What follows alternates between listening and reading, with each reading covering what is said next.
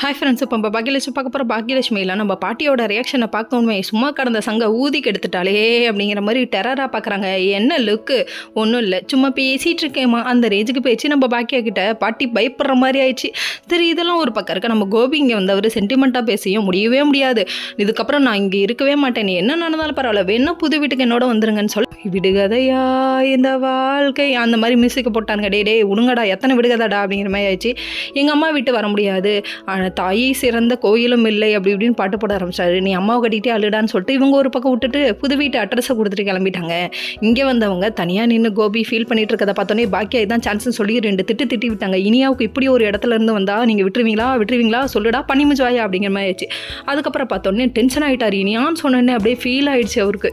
லட்டு பேரை சொன்னோடனே அப்படியே உருகிட்டார் இவர். உடனே சரின்னு சொல்லிட்டு கிளம்பி வேகமாக விறுவிறுப்பாக வந்தவர் ராதிகாவை கூட்டிகிட்டு தான் போவேன்னு முடிவே எடுத்துட்டா இருப்பாங்க. ப்ரொமோவில் பார்த்த சீன் தான் நாட்டுக்கு.